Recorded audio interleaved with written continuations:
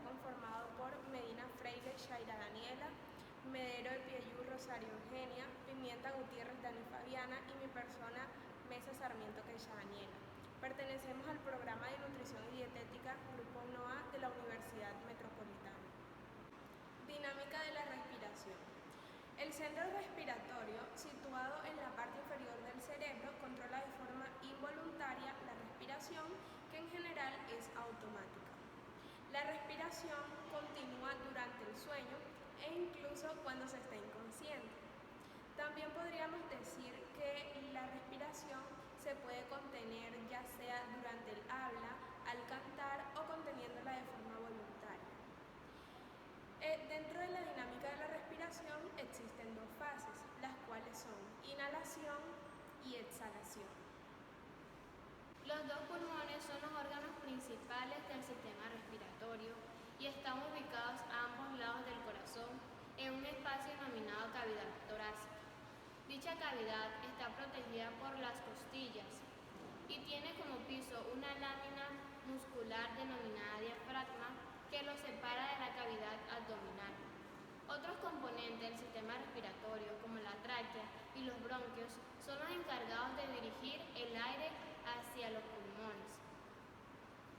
Las membranas pleurales y el líquido pleural le permiten a los pulmones moverse más suavemente dentro de la cavidad torácica. Como les dijo mi compañera anteriormente, la dinámica de la respiración está dividida en dos fases distintas. La primera, que es la inhalación, que se da cuando el aire del ambiente exterior es inhalado hacia el interior del organismo, permitiendo la absorción del oxígeno, que le permitirá más adelante el proceso del metabolismo. La inhalación se da cuando el diafragma se contrae y empuja hacia abajo. Al mismo tiempo, los músculos que están entre las costillas se contraen y suben. Esto le permite que el tamaño de la cavidad torácica aumente y la tensión interna disminuya, permitiendo la precipitación de los pulmones hacia arriba y que llegue aire hacia los pulmones. Los principales músculos involucrados en la inhalación son el diafragma, los intercostales externos, los dorsales y los pectorales. Sus fases son la contracción del diafragma y expansión de los músculos intercostales, el aumento del tórax, distensión pulmonar, descenso de presión intrapulmonar y por último la absorción de oxígeno proveniente del exterior. La exhalación. Durante la exhalación, el diafragma se relaja y el volumen de la caja torácica disminuye. La exhalación consiste en la salida del aire de los pulmones y podemos decir que es un fenómeno opuesto a la inhalación. Y también que es un proceso pasivo de la respiración. Durante la expiración, el organismo desecha gases residuales y específicamente el dióxido de carbono. Los principales músculos involucrados son intercostales internos, oblicuos, abdominales y pectoral mayor. Dentro de las fases están la relajación del diafragma y músculos intercostales, reducción del tórax, los pulmones se contraen y el aumento de la presión intrapulmonar y la expulsión del dióxido de carbono presente en el organismo.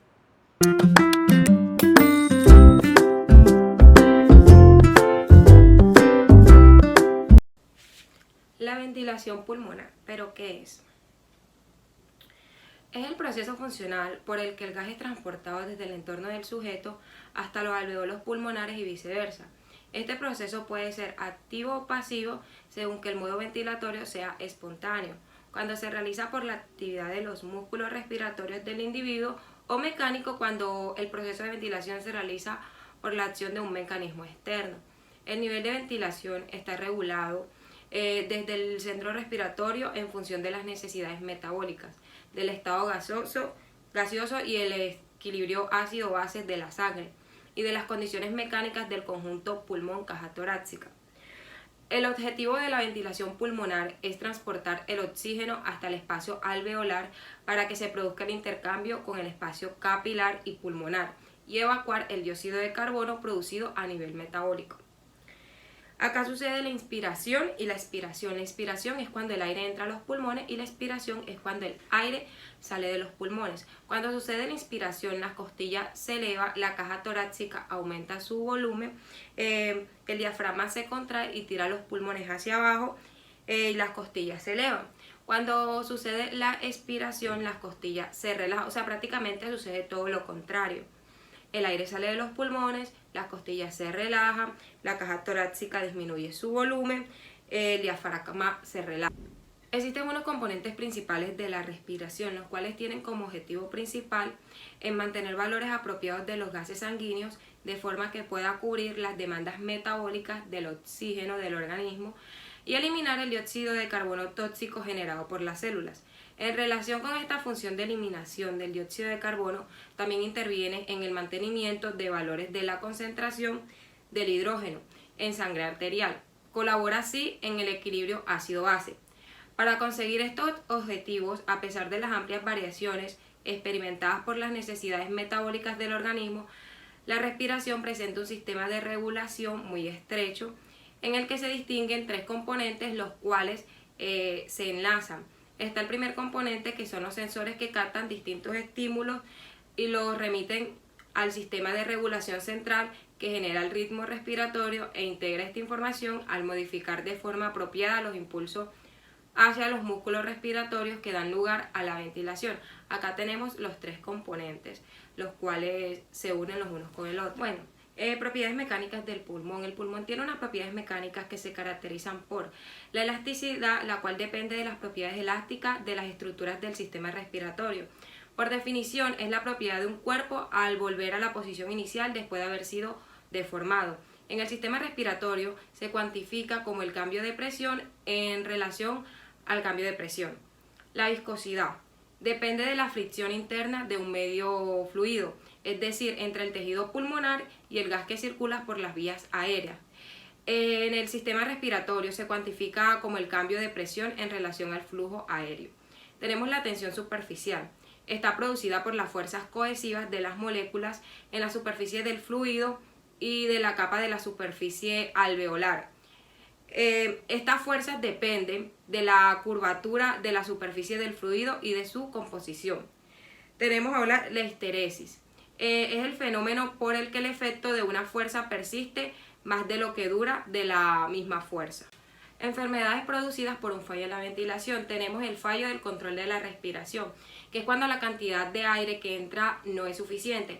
A estas alteraciones se les llama trastornos de ventilación de tipo restrictivo.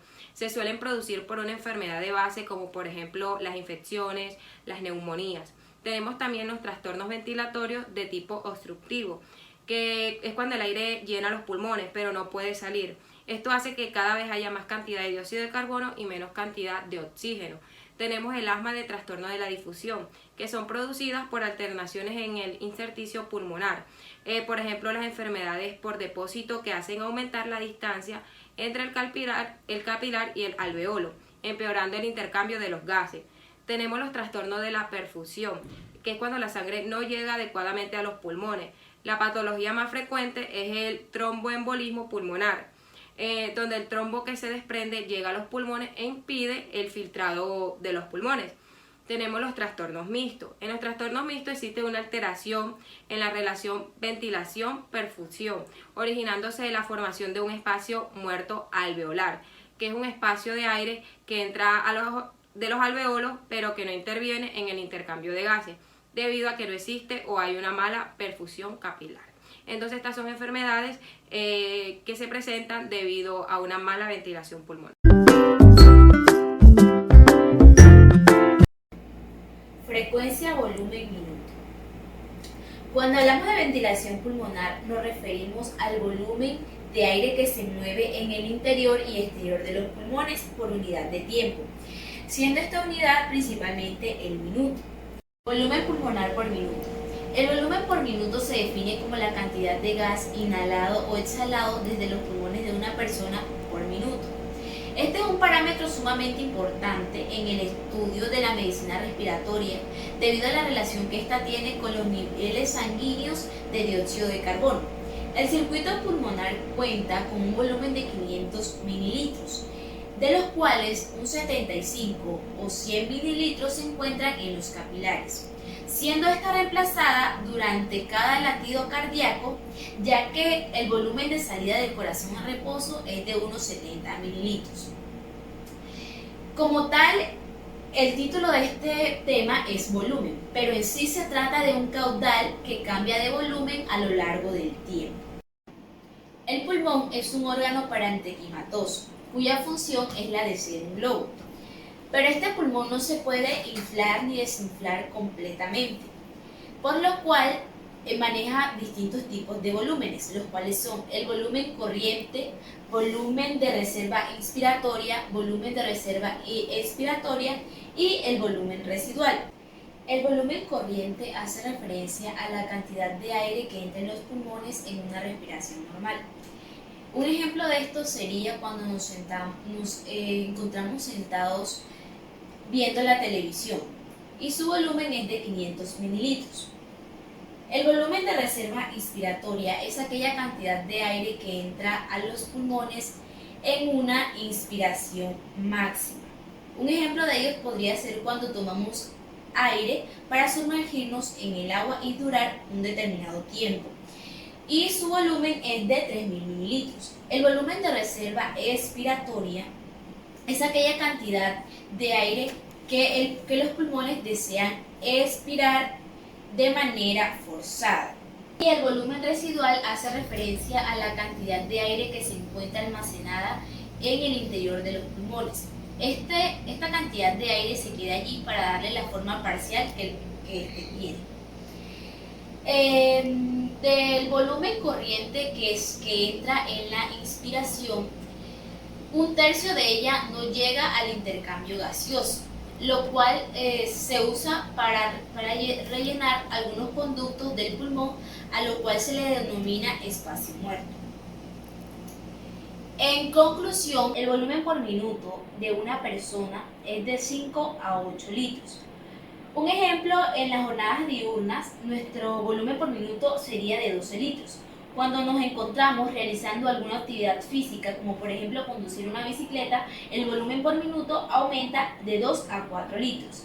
Y en algún tipo de ejercicio moderado, el volumen sería de 4 a 6 litros. Para calcular el volumen por minuto, tenemos que volumen por minuto es igual a volumen corriente por frecuencia. Ahora definamos un poco qué es la frecuencia. La frecuencia respiratoria consiste en la cantidad de veces que respiramos en un minuto y es manejada por el sistema nervioso. Esta frecuencia respiratoria en los recién nacidos es de 30 a 40 respiraciones. En adulto es de 12 a 18 respiraciones. En los mayores de 80 años es de 10 a 30 respiraciones. Y en los adultos que hacen ejercicios moderados es de 15 a 20 respiraciones. Y en los atletas es de 60 a 70 respiraciones. Muchas gracias.